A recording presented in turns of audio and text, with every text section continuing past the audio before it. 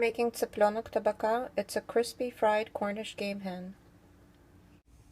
So this is one of the easiest recipes to make, I think. I think the only way you really can go wrong is by burning the outside and having the inside undercooked, but that's easily solved by cooking it over a medium flame instead of a high flame and keeping an eye on it. And of course the other thing is not to over season, but you'll learn with time how much salt and pepper and seasonings to add to your food. So this recipe originates in Georgia, not the state, the country. It used to be part of the Soviet Union. And what I have here is a Cornish hen. And I'm not claiming that this is an authentic recipe. This is just how I make my recipe. So first what I'm going to do is I'm going to trim off any fat over here on the bottom. And I'm going to throw that away. And then there's these little, on the wing here, there's this nail thing, or whatever it is, the finger, the chickener. So I cut those off and throw those away. And now I'm going to split it in half where the breast side is, and the skin tore here a little bit, but that's no big deal. I was going to cut it anyway, so I'm going to cut it down this way. You want to be careful with your fingers and have a firm grip. You're going to go through the bone here. You could do it on the other side. I prefer to do it on this side. And I have it on paper towel here. I think it helps to control the splattering when I'm going to hit it with the meat mallet here. Some people like to put a plastic bag over their chicken when they're hitting it. Something about putting plastic on my chicken and hitting it is just off-putting to me, so I do it this way and then I just clean up. If you don't have a meat mallet, you could use a frying pan, a heavy frying pan, and just whack it. And what I'm going to do is I'm going to flatten this. I don't want to pulverize it because there are bones in here, but I want to flatten it because I'm going to cook it under pressure, kind of like there's an Italian recipe for chicken under a brick. So this is the same principle here. So I'm going to pound it, and then I'll show you what it looks like when I'm done. So I flattened it, and I put salt and pepper on it. I did that off camera because I wash my hands in between because I don't want to cross-contaminate.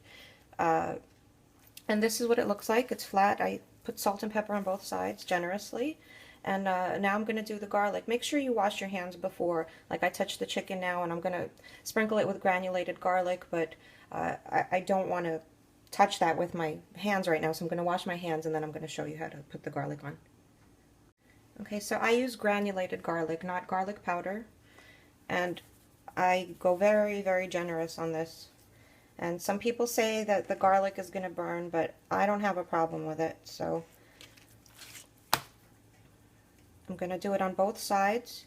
Now, at this point, you could just put it in the fridge and let the garlic kind of marinate the chicken a little bit, let the flavor seep in, or you could cook it right away.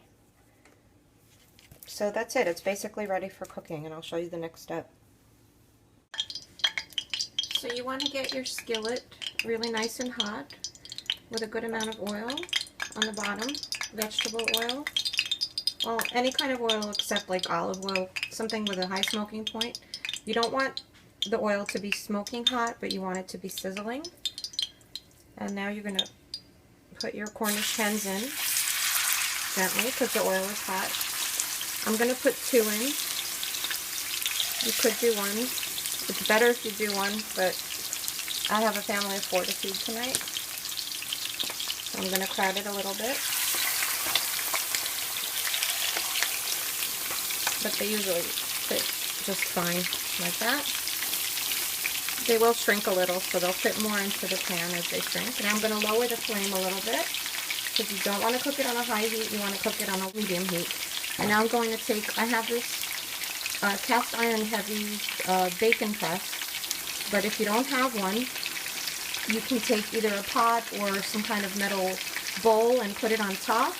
And then put like a tea kettle full of water or a heavy jar of tomatoes into there. Or you could take a couple of bricks and wrap them in aluminum foil and use that. So you want to keep cooking it on a medium flame. You don't ever want the oil to get so cold that it stops sizzling because then your chicken will get greasy.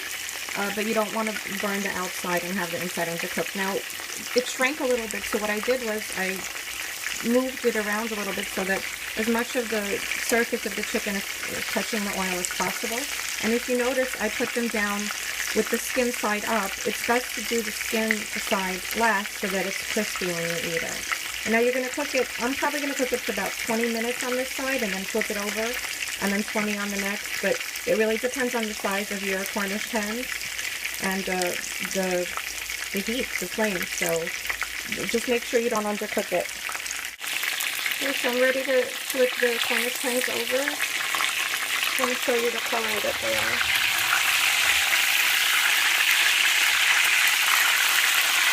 They're a beautiful golden brown.